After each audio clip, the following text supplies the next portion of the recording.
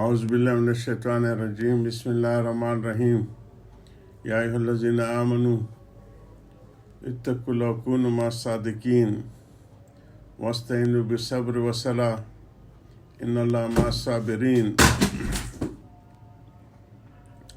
یا رب صلی وسلم دائما ابدا اللہ حبیبک خیر خلق کلہم هو الحبیب الذی ترجى الشفاعۃ لکل حول من الاحوال مقتحم۔ نوازوں سے نہ کتابوں سے نظر سے پیدا، دین ہوتا ہے بزرگوں کی نظر سے پیدا۔ یہ جو آیت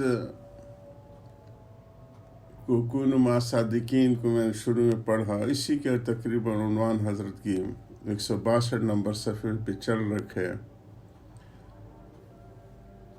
کہ کس طرح میں گھول کے آپ لوگ کو پلا دوں کہ کسی کو اپنا بڑا مان لو، کسی محقق کو اپنا بڑا مان لو اور بے غم ہو جاؤ، اس کو سامنے ساری چیزیں رکھو، وہ تمہارے لیے غم بھی کرے گا، راہ بھی۔ اسی کو حضرت فرمایا 162 نمبر صفحے کی آج پہلی سطر ہے۔ یاد رکھو کتابوں سے کام نہیں چل سکتا،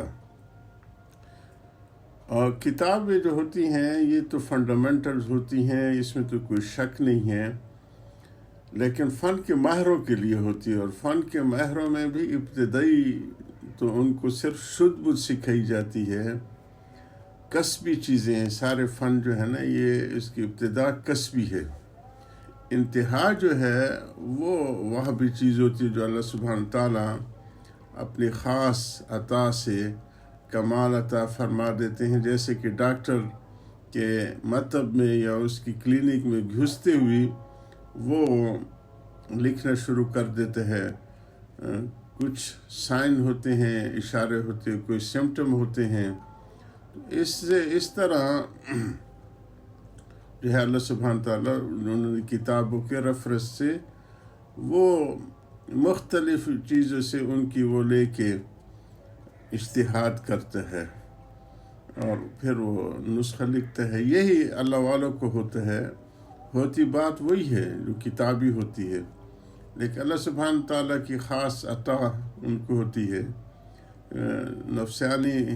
نفسیاتی مریض ہوتے ہیں، نفسانی مرضوں کے علاج آج کل اسلامی سائیکالوجی کے نام سے باقاعدہ حکیم الامت کی کتاب جو ہے وہ پڑھائی جا رہی ہے، جو تربیت السالک کے نام سے لکھی گئی۔ اس میں حضرت فرماتے ہیں کہ یاد رکھو کتابوں سے کام نہیں چل سکتا، کیونکہ طب کتابی نسخوں میں اجتہاد کرتے، طبیب ڈاکٹر جو ہے قطر بونت کرتا ہے، یعنی ایک کٹ پیچ والی جس چیز کو آج کل کہتے ہیں، ایک طرح سے ایک مرض کا یہ لیا ہوتا ہے، دوسری طرف دوسری مرض کو، ان ساروں کے اکٹھا کر کے تب جا کے کوئی وہ نسخہ لکھتا ہے، اور یہ دیکھتا ہے کہ کس کے لیے کون سی دوا اور کون سا نسخہ موافق ہے، وزن کتنا ہونا چاہیے، اس کا وزن ہوتے تھے، آج کل بھی وہی چیزیں ملی گرام وغیرہ۔ اسی طرح دین کے راستے میں بھی طبیب کامل امور اختیاریہ میں قطر بونت کرتا ہے کہ جو جس کے بس میں ہے۔ کل بھی میرے پاس ایک نوجوان آئے تھے، بہت پرانے ہمارے حکیم صاحب کی مریدوں میں، یہ حکیم اختر صاحب نہیں، دوسرے حکیم تھے، ان کے مریدوں میں سے تھے۔ میں انہیں کہہ رہا تھا کہ جو اہل اللہ ہوتے ہیں وہ وزن اتنا ڈالتے ہیں جو کوئی سنبھال سکتے ہو، اس میں سکت تو 1 کلو اٹھانے کی، اس پہ 1 من ڈالو تو کیسے چلے گا جی؟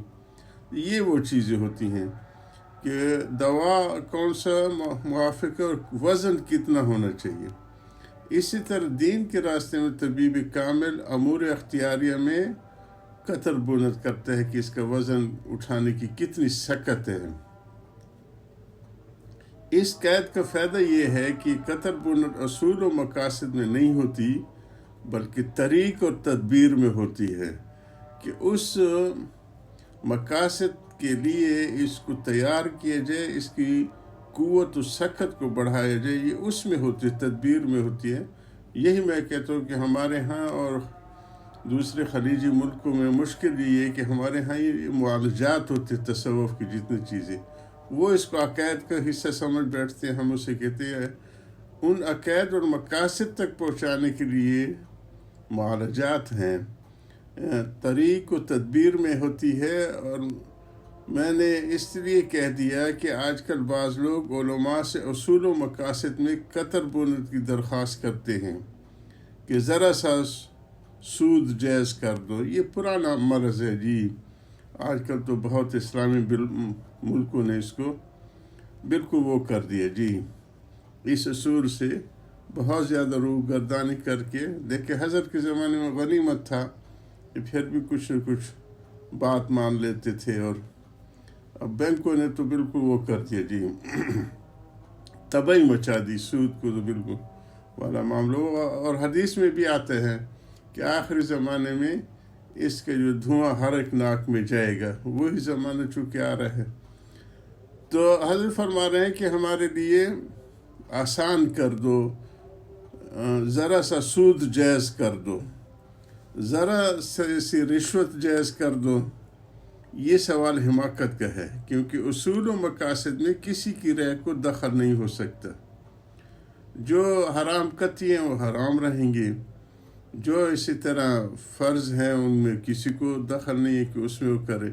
ہاں البتہ جس طرح نے بتایا کہ جو روحانی فالج ہوتا ہے اس کے لیے، جیسے جسمانی فالج کے لیے وہ فزیوتھراپی کی جاتی ہے، تاکہ وہ 7 مسجد ہوتی ہے، 7 اس کے فروٹ پڑے ہوئے ہیں لیکن وہ منہ میں ڈالتے الٹی آ جاتی ہے. 7 مسجد ہوتی ہے. روحانی فالج والے حی علی الصلاح حی علی الفلاح کی آوازیں بھی سنتے ہیں لیکن پہنچ نہیں پاتے. تو اس کے لیے جو بزرگوں کی جو تھراپی ہوتی ہے، اسپریچول تھراپی، اس کی ضرورت ہوتی ہے. تو اس مقصد کے لیے تیار کرنے کے لیے ہوتا ہے، اس مقصد کو گھٹانے کے لیے نہیں. اس کا اختیار کسی کو نہیں ہے. بعض علماء سے بھی درخواست نہیں کرتے بلکہ خود ہی قطر بونا شروع کر. آج کل یہ مصیبت ہے کہ خود رہے خود بھی نہیں، کفر اصدر ای راہ کہ اس میں مبتلا ہیں جی. اور ٹکریں بھی بہت زوردار لگ رہی ہیں. جیسے میں نے گزشتہ مرحلے میں کہا کہ یا تو بینا ہو یا بینا کے ہاتھ میں ہاتھ ہو. نابینا آدمی کے اگر ہاتھ میں ہاتھ ہو تب بھی بتا دیتے کہ آگے کھڈا ہے، آگے کنکر ہے، یہ ہے.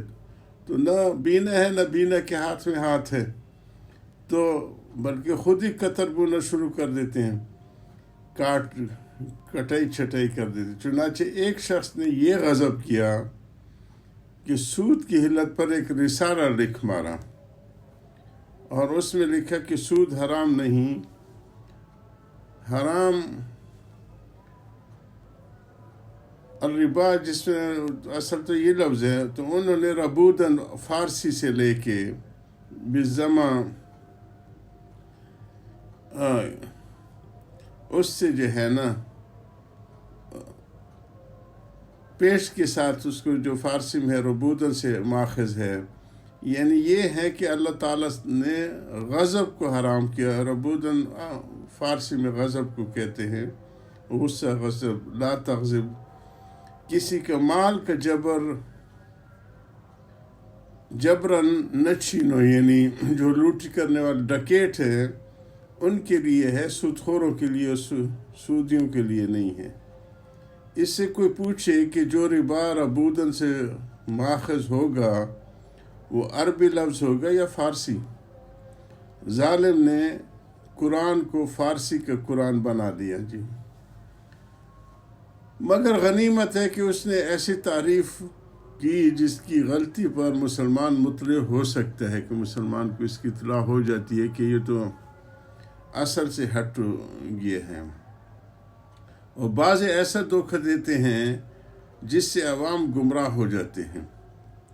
ایک طالب علم نے یہ غضب کیا ہے کہ زمانہ امتحان میں دن کی نماز میں قصر کیا، یعنی ظہر میں 4 کی بجے 2 پڑھو. وجہ یہ بیان کی کہ مجھے فیل ہونے کا خوف ہے اور خوف کی حالت میں قصر جائز ہے. حضرت کی ان باتوں کو جاری رکھیں گے. اللہ تعالی ہمیں ایسی گمراہیوں سے بچے ہے اور ہدایت پہ ثابت قدم رکھے. وآخر دعوانا الحمدللہ رب العالمین.